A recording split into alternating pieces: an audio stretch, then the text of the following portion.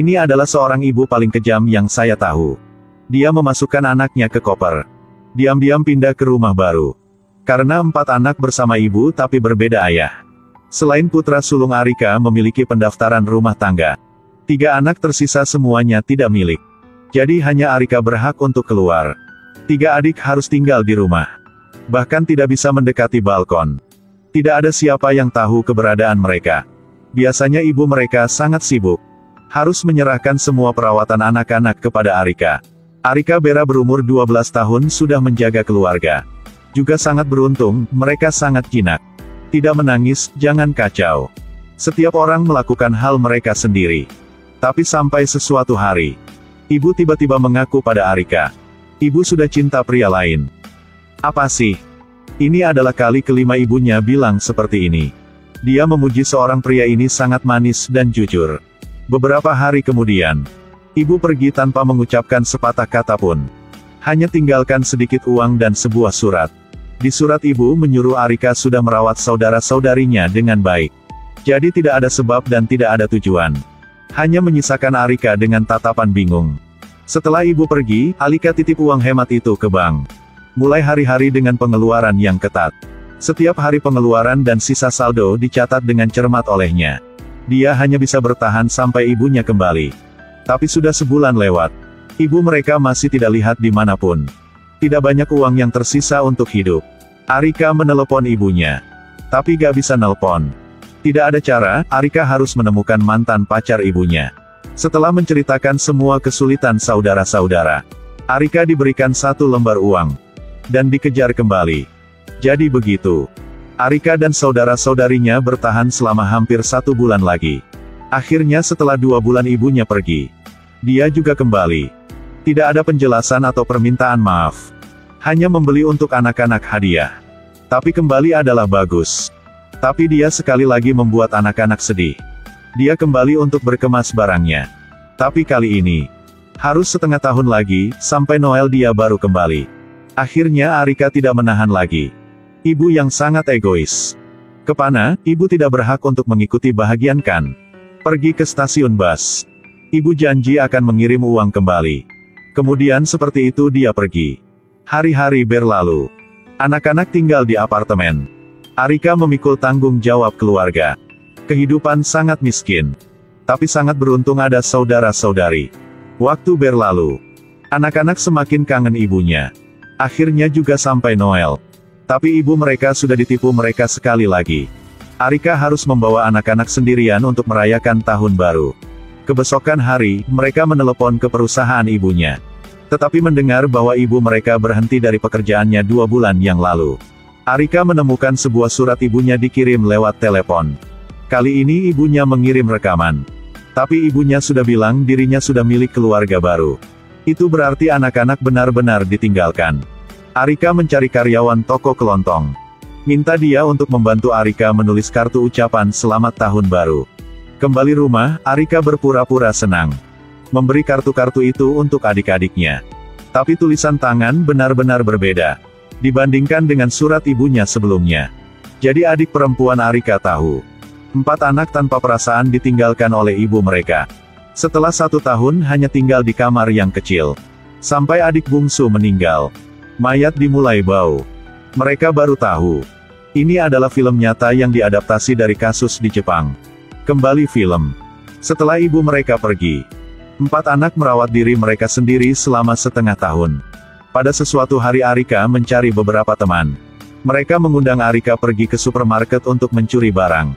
Tapi melihat kasir di depan, Arika dengan baik hati tidak berani untuk membuat. Akibatnya, teman-teman yang baru dia temui mulai mengancam. Bahkan tidak lama, mereka juga melontarkan hinaan. Kamarnya sangat bau. Seperti setumpuk sampah. Arika memutuskan ganti. Dia ke toko swalayan. Berharap dapat menemukan pekerjaan yang menopang kehidupan. Tetapi staf menyuruhnya berusia lebih dari 16 tahun untuk bekerja di luar.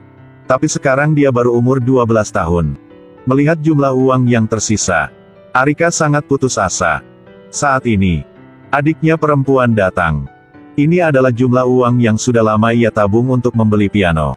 Kamu menyimpannya untuk membeli piano. Tidak usah ya. Hidup mereka sangat tertutup dan penuh tekanan.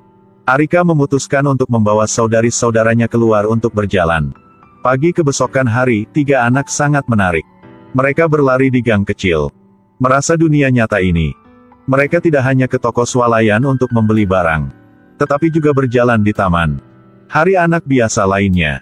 Ini adalah kebahagiaan mereka yang tak terbatas. Adik perempuan mengambil beberapa biji di pinggir jalan.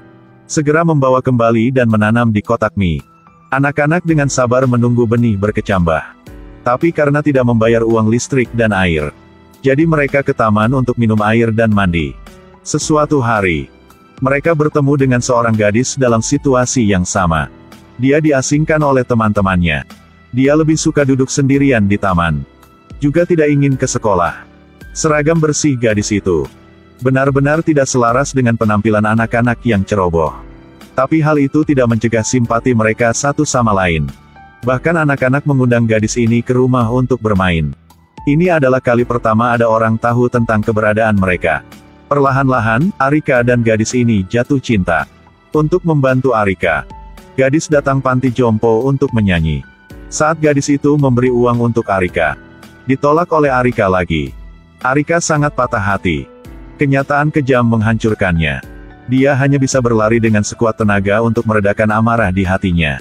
Tapi badannya kurus tidak bisa menahan lagi. Keesokan harinya suara menggerogoti membangunkan Arika. Ternyata adiknya laki-laki karena lapar jadi makan surat. Arika tidak tega mengeluarkan koin yang tersisa. Membeli makanan untuk adik-adiknya. Makan makanan enak. Adik laki-laki melihat Arika dan tersenyum dengan tidak bersalah. Tapi kurang tahu bahwa karena makanan ini, bagaimana saudaranya berkelahi pikiran.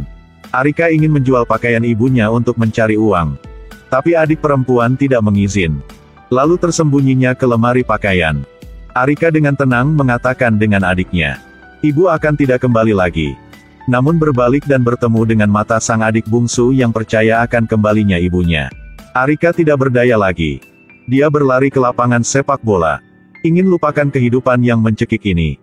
Tapi tepat pada saat ini, gadis itu meletakkan kursi di balkon. Sampai Arika kembali, adik bungsu sudah berbaring di tanah. Dan tidak bangun lagi. Sinar matahari yang hangat seperti itu. Tapi tubuh adiknya dingin. Adiknya tidak beruntung jatuh dan mati. Tapi Arika tak bisa memberitahu polisi. Dia memasuki mayat adik bungsu ke koper. Kakak dan adik berdiri di lobi untuk terakhir kalinya. Adik laki-laki belum paham jadi sudah bilang, "Apakah kita harus mengucapkan selamat tinggal padanya?" Adik bungsu yang bersembunyi di koper datang ke sini. Sebuah koper sangat kecil. Ini seperti membawa seluruh hidupnya seperti itu. Datang dunia ini dengan waktu pendek. Tidak siapa tahu dengan keberadaannya. Arika memeluk mayat adiknya ke sebuah halaman kosong di sebelah bandara. Terkadang sebuah pesawat terbang lewat. Begitu saja, Arika telah memenuhi keinginan adiknya untuk melihat pesawat. Dia mengubur adiknya perempuan di sini. Pasti dia akan sangat senang. 2 anak menggali lubang kecil. Letakkan koper yang mengandung mayat adiknya ke bawah. Tangan Arika tidak berhenti gemetar. Tapi dia hanya tahu perlahan mengubur adiknya. Perasaan tidak berdaya juga yang paling ditakuti Arika. Meskipun keluarga adalah miliknya untuk dijaga. Tapi dia juga tidak bisa menghindari perasaan tak berdaya hidup dan mati. Dia tidak takut kematian. Tapi takut merasa ditinggalkan, dilupakan. Pada awal pagi kebesokan hari, Arika mengucapkan selamat tinggal pada adiknya. Lalu menduduk bas pulang paling awal. 2 anak semua badannya kotor. Seperti masa depan mereka yang sangat gelap. Setiap hari kemudian, Arika duduk di depan toko dan menunggu untuk mendapatkan makanan kadaluarsa. Untuk hidup. Sekarang hal yang mereka bisa buat, hanya mencoba untuk hidup. Film sampai ini berakhir. Sebenarnya, Arika bisa minta bantuan dari orang dewasa. Tapi dia tidak bisa buat. Karena kepergian ibunya, membuat dia benar-benar menghilang kepercayaan dari orang dewasa. Kepada kita, kehidupan mereka, adalah film, Nobody Knows, yang penuh dengan tragedi. Film ini diadaptasi dari sebuah acara di Jepang pada tahun 1988. Seluruh film sangat ringan bahkan tanpa perubahan apapun. Tetapi peristiwa kehidupan nyata jauh lebih dahsyat. Sutradara menggunakan pemotretan bercabang dan kilas balik. Jangan menambahkan efek untuk menggambarkan reaksi alami anak-anak.